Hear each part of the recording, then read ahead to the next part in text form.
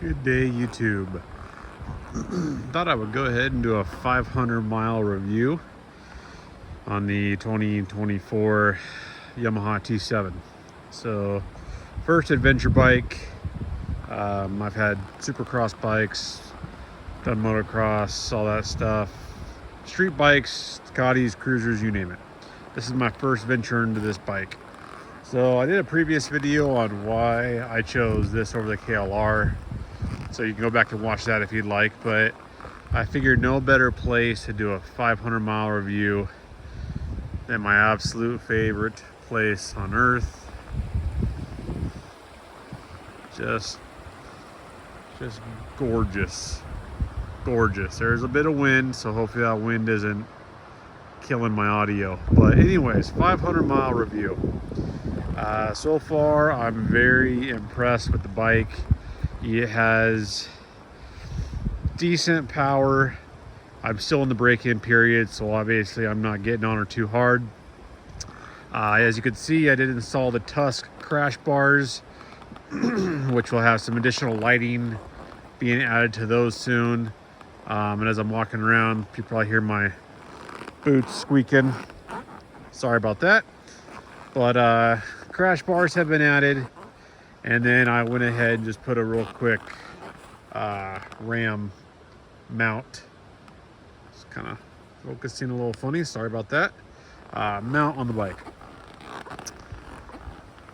No big concerns at this point. I did notice, the last couple rides, if I turn the bike off while it's still in gear, and I jump on it, pull the clutch in, turn the key, and fire the motor, the bike is lunging forward as if the clutch is not quite engaging right away. So I'm gonna look into that, see if there's an adjustment I can do. I don't think it's on the lever itself because the clutch lets out at the very top, probably 20% of the clutch lever.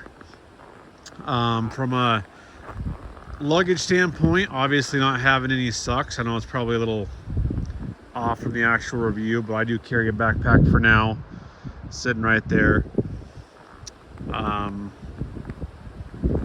Besides that, this thing's fun.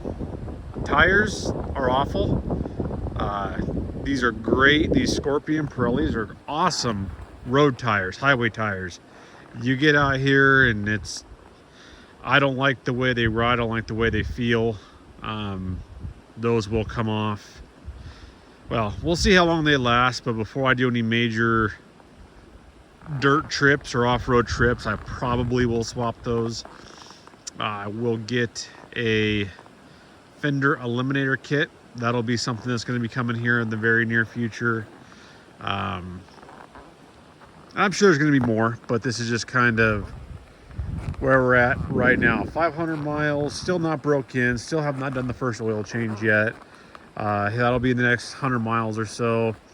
You know, the windscreen, people talk about the windscreen, so here's my take on it.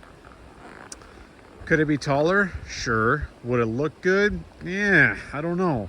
So I'm thinking about getting the extenders on there. Maybe. If I wear this style helmet, it is not a problem. If I put a motocross style helmet and goggles on, yes, then that visor of the motocross helmet will get some turbulence going on. I will be ordering the 6.2 gallon tank here probably in the next couple months.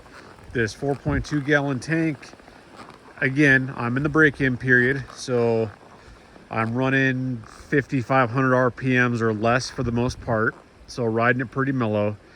183 miles is the longest I've got on a tank, and that was, you know, stretching it just a little bit. The light starts blinking pretty close to that 150. Well, I guess it depends on how you ride it. 150 mark typically, but I need more range. That was one of the biggest attractions with the KLR, was less power, more fuel. You're going to get a lot more fuel range in theory.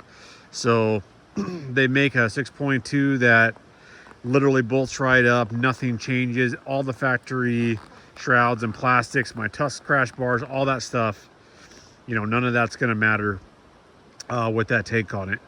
So exhaust, this is a really good sounding exhaust for a stock exhaust on a motorcycle. I mean, when you're riding it, you hear it. When you get on it a little bit, again, I haven't got on it a lot, but you do hear it. I think it's a wonderful sounding exhaust for a stock bike.